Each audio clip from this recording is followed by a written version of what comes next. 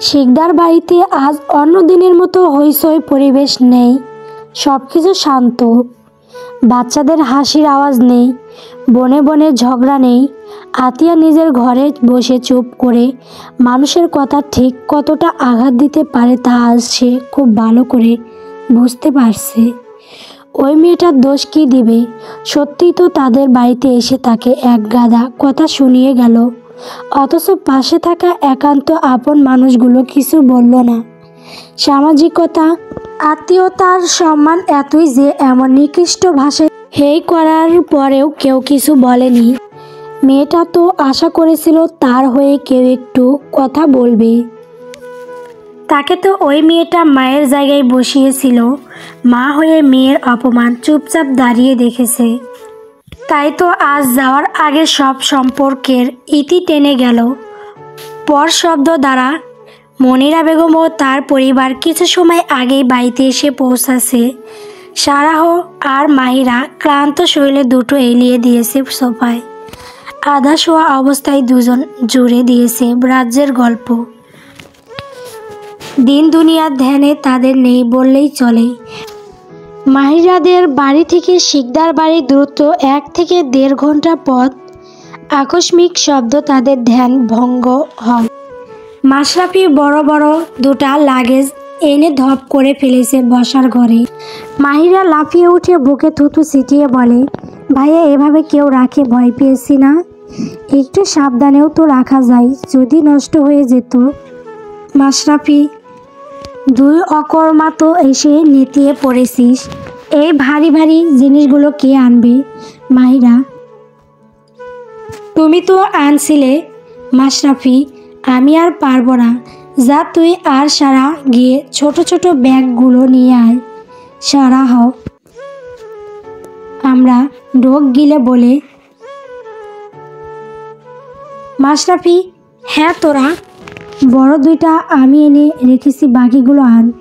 আর আম্মু, তোমার বাপের বাড়ি গেলে কি মাসের বাজারটুকু আনতে হবে? হ্যাঁ, তোমাকে কি মেলা অভাবে রাখে আব্বু? মনিরা, আমি কি করব? আমি তো ভাইজানদের নিষেধ করি, তাও প্রতিবার এইসব ধরিয়ে দেয়। না আনলো মন খারাপ করে। মাশরাফি, হ্যাঁ, এই জন্য একবারই এক মেয়েকে বিয়ে করতে হয় না। যা তোরা দাঁড়িয়ে আসিস কেন? সারাহ ও মাহিরার দিকে তাকিয়ে ধমকের স্বরে বলে। সারা ও মাহিরা দৌড়ে গাড়ির কাছে চলে যায়। দেখে বেশ কিছু ছোট বড় ব্যাগ রাখা, একটাই এক ধরনের জিনিস। তাদের দেখে মাথা ঘুরে উঠে। এত সব তাদের নিতে হবে? এ তো পুরো মাসের বাজার, নারকেল থেকে শুরু করে পিঠা সবজি সব আছে। সারা, বন্ডে এগুলো নিতে নিতে তো সন্ধ্যা। আমার তো এখনই শরীর ভেঙে আসতেছে রে। মাহিরা, আমার তো মাথা ঘুরে। জিনিসপত্র দেখে মনে হচ্ছে আমু কত মাস খেতে পায় না। ভাইয়া ঠিকই বলছে, একবারই এক মেয়েকে বিয়ে করতে হয় না। সারা, তোর ভাইয়াটা কেমন অত বড় ষাঁড়ের মতো শরীর থাকতে আমাদের মতো 2টা ইঁদুরকে পাঠাইছে জিনিসপত্র টানতে। মাহিরা, বেশি কথা না বাড়াইয়া নিচে চল, না হলে আবার এসে দেবে এক ঝাড়ি। তারা একটা করে জিনিস এনে বাড়ির ভেতরে রাখে, বসার ঘরে এনে জমা করে সব একে একে সব এনে রাখার পর রুমের উদ্দেশ্যে পা বাড়াতে যাবে, তখন পেছন থেকে বলে ওঠে, এগুলা এখানে রাখার জিনিস। মাহিরা, ভাইয়া আর পারতেছি না, কাল রেনু আন্টি আসলে তাকে দিয়ে সরিয়ে রাখবো। মাশরাফি, সে পর্যন্ত এখানে থাকবে? যা নিয়ে রান্নাঘরে রেখে আয়। মাহিরা, ভাইয়া আজ না। মাশরাফি, যা বলছি তাই কর, একটু শরীর নাড়াতে ইচ্ছে করে না। সব রেখে তারপর ঘরে যাবি। এ সারা, ধর নিয়ে যা। সারা, ভাইয়া আমি তো মেহমান, আমাকে দিয়ে এত কাজ করাবেন? মাশরাফি, তো কি 2জন হাতে রেখে আসবি? সারা ধূপধাপ পা ফেলে যায় আর বলে, বাল করতে আসছি এই বাড়ি, কালই বাড়ি চলে যাব। মাশরাফি যেতে যেতে বলে, যাস তোরে কেউ ধরে রাখেনি, আসছে নাটকবাজ মেয়ে মানুষ। শরীর নাড়াতে মন চায় না মোটে। দীর্ঘ সময় জার্নি করার পর সকলেই বেশ ক্লান্ত। গাড়ি থেকে নেমে একটা বহুতল ভবনের সামনে সিরাত পুরো রাস্তায় চুপ ছিল। মাঝে মাঝে নাহিল দুই একটা কথা বলেছে আর তার জবাব দিয়েছে এই যা। রওনাক লাগেজ নিয়ে সামনে সামনে হাঁটছে আর নাহিল সিরাতের হাত ধরে হাঁটছে। লিফটের সাহায্যে চলে যায় 6 নাম্বার ফ্লোরে। সেখানে মুখোমুখি দুইটি ফ্ল্যাট। দুই বন্ধু একই সাথে কিনেছিল বছর 3 আগে। এরপর থেকে নাহিলের দেখাশোনা অনেকটা আয়েশা করে। যেমন যে দিনগুলো রওনাফের নাইট শিফট থাকে সেসব দিন নাহিল আয়েশার কাছে থাকে। ফ্ল্যাটে প্রবেশ করার পর কেমন গমট পরিবেশ। দরজা জানালা সব খুলে দেয় যেন বদ্ধ বাতাসটা বের হয়ে যায়। সিরাত আশেপাশে তাকিয়ে পুরো ফ্ল্যাটটা পর্যবেক্ষণ করে। 2 রুম, ডাইনিং, ড্রয়িং, কিচেন, ছোটোখাটো সিম চাম একটা ফ্ল্যাট। চারদিকটা বেশ সাজানো গুছানো। ড্রয়িং রুমে একটা কর্নারে পুরো দেওয়াল জুড়ে রওনাক ও নাহিলের অনেক ছবি টানানো। নাহিলের ছোট্ট বড় বিভিন্ন সময়ের। বাসার ভেতরটা দেখলে যে কেউ বলবে বাড়ির মালিক বেশ রুচিশীল। রওনাক তাদের সোফায় বসিয়ে রেখে রুমে যায়। কয়দিন না থাকার কারণে সব কেমন ধুলো জমে গেছে। প্রথমে নাহিলের রুমে যায়, সেখানেই বিছানাপত্র ঝেড়ে চাদর চেঞ্জ করে দেয়। বসার ঘরে গিয়ে এসে বলে, যাও ওই রুম পরিষ্কার করে দিয়েছি, ওখানে গিয়ে বিশ্রাম করো, আমি এদিকে পরিষ্কার করে ফেলি। সিরাত, একা একা করতে গেলেন কেন? আমাকে বললে আমি সাহায্য করে দিতাম। রওনাক, আজ বিশ্রাম নেও, এরপর করবে। তার উপর তুমি এখানে নতুন কোথাও কি রাখা খুঁজে পাবে না। নাহিলকে নিয়ে ঘরে যাও, আমি পারবো করতে। সোফায় অর্ধ ঘুমন্ত নাহিলের উদ্দেশ্যে বলে, বাবা এখানে ঘুমাই না, ঘরে গিয়ে পোশাক পাল্টে শুয়ে পড়ো। সিরাত নাহিলকে নিয়ে ঘরে চলে যায়। নাহিল ঘরে ঢুকেই সোজা বিছানায় চলে যায়। তা দেখে সিরাত বলে, এই ছেলে পোশাক বদলাবি না? বাইরের ধুলা ময়লা নিয়ে ঘুমাচ্ছিস? নাহিল, আমার এনার্জি শেষ, এখন পারবো না, আমার ঘুম পাচ্ছে। সিরাত তার হাতে টেনে ধরে বলে, ওঠ, এভাবে শোয়া যাবে না, যা ওয়াশরুমে গিয়ে ফ্রেশ হয়ে আয়। নাহিল, প্লিজ বোঝার চেষ্টা করো, আমার ভীষণ ঘুম পাচ্ছে। সিরাত, তোর বাপরে ডাক দিয়ে বলবো তুই খাটাসের মতো ঘুমাতে যাচ্ছিস? নাহিল, ওফ, তুমি ভীষণ জ্বালাচ্ছ আমাকে। যাচ্ছি, আর ডাকতে হবে না। সিরাত মুখ ভেঙচি কেটে বলে, কি মানুষটা রে, তারে নাকি জ্বালায়? জামা কাপড় কই তোর? আঙুল দিয়ে কারবারের দিকে ইশারা করে। সিরাত সেখান থেকে গেঞ্জি প্যান্ট বের করে তার দিকে সরে দিয়ে বলে, ওয়াশরুমে গিয়ে আবার ঘুমিয়ে পড়িস না, তাড়াতাড়ি বের হবি, আমিও ফ্রেশ হব। নাহিল কাপড় জামা নিয়ে ওয়াশরুমে ঢোকে। এই ফাঁকে সিরাত ড্রয়িং রুমে এসে তার লাগেজটা নিয়ে যায়। রওনাক তখন তার শোবার ঘরে চলে গেছে। ফ্রেশ হয়ে অনেক কাজ বাকি তার। রাতে আবার হাসপাতালে যেতে হবে। আজ ছেলেকে নিয়ে খুব একটা চিন্তা নেই তার। তার সাথে থাকার জন্য একজন লোক আছে। আর রায়হান ও আয়েশা গতকালই চলে এসেছে, তাই আরও কিছুটা স্বস্তি পাচ্ছে। নাহিল বেল হতেই সিরাত কাপড় জামা নিয়ে ওয়াশরুমে ঢোকে। এত সময় জার্নি করে শরীর কেমন চিটচিটে লাগছে, তাই একেবারে গোসল করে বের হয়। বসার ঘরে এসে দেখে রওনা রাইস কুকারে ভাত বসিয়ে দিয়েছে, তরকারি রান্নার প্রিপারেশন নিচ্ছে। সিরাত সেদিকে এগিয়ে যায়। সিরাত, আমাকে দিন, আমি করছি। রওনাক, করছি তো আমি। সিরাত, সব কিছু তো একা একাই করছেন।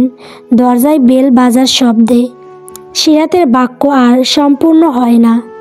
দুজনের মনোযোগ সেদিকে চলে যায়। রওনাক বলে, যাও তো একটু দেখো কে এসেছে। সিরাত গিয়ে দরজা খুলে দেয়। আয়েশা একটা বাটি হাতে দাঁড়ানো, তাতে ঢাকনা দেওয়া, পিছনে রায়হান, তার হাতেও বাটি। সিরাত, আপনারা? আসেন, ভেতরে আসেন। সিরাত দরজা থেকে সরে গিয়ে তাদের ভেতরে আসার জন্য জায়গা করে দেয়। আয়শা ও রায়হান ঘরে প্রবেশ করে হাতে থাকা বাটিগুলো ডাইনিংয়ে রেখে আয়শা গিয়ে সোফায় বসে আর রায়হান চলে যায় রান্নাঘরে। আয়শা সিরাতকে কাছে ডেকে পাশে বসতে বলে সিরাত এগিয়ে গিয়ে পাশে বসে। আয়শা, তোমাদের জন্য খাবার এনেছি, এখন আর কষ্ট করে রান্না করার দরকার নেই। সিরাত, কিন্তু নাহিলের বাবা তো ভাত বসিয়ে এখন তরকারি রান্নার প্রিপারেশন নিচ্ছে। আয়শা, এখন গিয়ে বলে এসো রান্না করতে হবে না, আর ভাত যা রান্না হয়েছে তা রাতে খাবে। এই বেলায় রান্না করতে বসলে দুপুরে খাবার রাতে খেতে হবে। এতক্ষণে নিশ্চয়ই সবার খিদে পেয়ে গেছে। সিরাত, না আপু, আসার পথে খেয়েছিলাম, সবাই খেয়েছিলাম, তাই ক্ষুধা পাইনি সেভাবে। আয়শা, নাহিল কোথায়? ওকে দেখছি না। সিরাত, সে তো এসেই ঘুম, বলে কি তার এনার্জি শেষ, পোশাকটা পর্যন্ত বদলাতে চায়নি। কত জোর করার পর যখনই ওর বাবার ভয় দেখালাম সুরসুর করে চলে গেল। আয়শা, হা হা হা। শোনো, আমি তো তোমার সামনে ফ্ল্যাটেই থাকি, ভাইয়া বাসায় না থাকলে যদি কোনো দরকার হয় চলে যাবে। সিরাত, আচ্ছা আপু, যাব।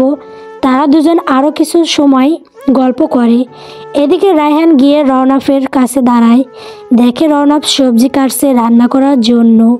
তা দেখে বলে, রায়হান, তোর ভাবি কত কষ্ট করে রেঁধে বেড়ে আনলো, আর তুই এখন সবজি কাটছিস? তোকে ফোনে বললাম তাও কেন করতে হবে? রওনাফ, আমিও তো নিষেধ করে দিয়েছি, তাছাড়া ওদের জন্য রাতের খাবার তৈরি করে রেখে যাব, নাইট ডিউটি আছে আজ। যদি খাবার না থাকে দুজন না খেয়ে ঘুমিয়ে থাকবে। রায়হান, যে পরিমাণ খাবার আছে তা তোরা কাল সকাল পর্যন্ত হয়ে যাবে। এসব রাখ, তোর সাথে কথা আছে আমার। রওনাফ, কি কথা? রায়হান, তোর প্রাক্তন শালা আজ হাসপাতালে এসেছিল। রওনাফ, কেন এসেছিল? জানিস কিছু? রায়হান, তেমন কিছু জানি না, তবে তোর খোঁজ খবর নিচ্ছিল। রওনাফ, আচ্ছা, এই বিষয় এখানেই বাদ দে, আর কারো কাছে বলবি না, আয়শা ভাবিকেও না। রায়হান, আচ্ছা বলবো না, তুই এখন সব রেখে খাবি, চল। বিকেল হয়ে এলো। রওনাফ, চল আমাদের সাথে খাবি। রায়হান, আমাদের খাওয়া শেষ, তোরা খা, আসি এখন। রায়হান ও আয়শা চলে যায়। রওনাফ সবজিগুলো কেটে ফ্রিজে রেখে দেয়। সিরাত খাবারগুলো টেবিলে সাজায়। রওনাফ এসে হাজির হয় ডাইনিংয়ে। সিরাত, নাহিলকে কি ডাকবো? ও তো খেয়েছে সেই কখন। রওনাফ, তুমি খেতে বসো, আমি ডেকে আনছি। রওনাফ চলে যায় ছেলের কাছে। ছেলে তার ঘুমিয়ে কাঁদা। সে পাশে বসে কয়েকবার ডাকে, সে ওঠে না। সিরাত এসে বলে, আপনি খেয়ে নিন, ও উঠলে আমি খাইয়ে দিব। আপনি তো হাসপাতালে যাবেন, খেয়ে দিয়ে বিশ্রাম নিন। রওনাফ সিরাতের কথা মেনে নেয়। দুজন একসাথে খাওয়া শেষ করে সন্ধ্যা 7টা রওনাফ রেডি হচ্ছে হাসপাতালে যাওয়ার জন্য। সিরাত নাহিলের ঘরে আসে। আসার পর থেকে একবারও সে রওনাফের ঘরে পা রাখেনি। রওনাফ বার কয়েক বলেছে তাকে, কিন্তু সে প্রতিবারই এড়িয়ে গেছে। সে তৈরি হয়ে বেরিয়ে আসে ঘর থেকে, একবার উকি দেয় নাহিলের ঘরে। নাহিল ঘুম, সিরাত ঘরে নেই। ভেতরে প্রবেশ করে ছেলের কপালে হাত বুলিয়ে একটা চুমু খেয়ে বেলকনিতে যায়। সিরাত সেখানেই বসে আছে। রওনাফের উপস্থিতি সে আগেই টের পেয়েছে। রওনাফ, আমাকে বের হতে হবে এখন। সিরাত, আচ্ছা। রওনাফ, দুজন সাবধানে থাকবে, তাড়াতাড়ি ঘুমিয়ে পড়বে। কোনো সমস্যা হলে আমাকে কল করবে, না হলে রায়হানদের ফ্ল্যাটের সামনে আয়শা ভাবিকে কল করবে। সিরাত, আচ্ছা। রওনাফ, আয়শা ভাবির নাম্বার আছে? সিরাত, না। রওনাফ, ফোন দাও, সেভ করে দিই। সিরাত, ফোন নেই। রওনাফ, নেই মানে কোথায় রেখেছো? সিরাত, ওই বাড়ি থেকে আনিনি। রওনাফ, আনুনি কেন? একদম নষ্ট হয়ে গেছে। সিরাত, না, ভালো আছে, শুধু গ্লাস ফেটেছে। রওনাফ, তা আনুনি কেন? এখন ফোন পাবে কোথায়? আমি তো 2-1 দিনের মধ্যে সময় করে উঠতে পারবো না। আমি বাড়ি না থাকলে বাড়িতে যোগাযোগ করবে কিভাবে? আমি বা কিভাবে খোঁজ খবর নেব তোমাদের? সিরাত, আয়শা ভাবিকে কল করে জেনে নেবেন রওনাক আর বাড়ির লোক। সিরাত, আপনার কাছে কল করলেই জানতে পারবে। আলাদা করে আমার সাথে কথা বলার তো কিছু নেই। রওনাক, এটা কোনো কথা? ফোনটা রেখে আসার কোনো মানে হয় সিরাত? ফোনের কি দরকার? আমার স্বামী সন্তান তো আমার কাছেই থাকে, আর কারো খবর নেওয়ার তো কোনো দরকার নেই। রওনাক, মাথা খারাপ হয়ে গেছে তাই ভুলভাল বকছো। আমি বের হচ্ছি, দরজা লক করে দিয়ে যাও। রওনাক চলে যায় তার কর্মস্থল রেখে যায় অনুভূতি শূন্য এক মানবীকে। রওনাক যাওয়ার পর সে নাহিলকে জোরপূর্বক তুলে খাইয়ে দেয়। ছেলেটা যা ঘুম দিচ্ছে আজ। 3টায় ঘুমিয়েছে, এখন বাজে 8টা। খেয়ে দিয়ে আবার ঘুম। সিরাত নিজের জীবনের হিসাব কষতে ব্যস্ত। হিসেব করে দেখে তার জীবনের লাভের চেয়ে ক্ষতির পরিমাণটাই বেশি। জীবনের দর কষাকষি শেষে বেলকনি থেকে উঠে আসে। বেলকনির দরজা নক করে বিছানায় শরীর এড়িয়ে দেয়। বালিশে মাথা রাখতে তার পুরনো ক্ষতরা তাজা হয়ে ওঠে। দু চোখ বেয়ে অজরে ধারা বইছে। নিস্তব্ধ রাতে কেউ টের পেল না এক রমণীর হৃদয়ের আর্তনাদ। হাসপাতালের ডিউটি শেষ করে বাড়ির দিকে রওনা করে রওনাক।